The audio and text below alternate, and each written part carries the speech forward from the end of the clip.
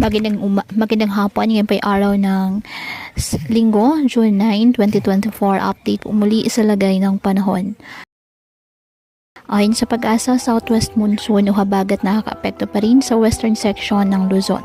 Walang bagyo o low pressure area na minomonitor sa loob po ng ating Philippine Area of Responsibility na maaaring makaapekto sa ating bansa. Ngayong araw, ang Palawan asahan na maulap na halangitan na may kalat-kalat na pag-ulan at thunderstorms dahil po sa nasabing southwest monsoon. Ang Metro Manila, Batanes, Babuyan Island, Zambales, Bataan, Ilocos Region, Calabarzon at nalalabing bahagi ng Mimaropa, bahagyang maulap hanggang sa maulap na halangitan with isolated rain showers or thunderstorms dahil pa rin po sa habagat.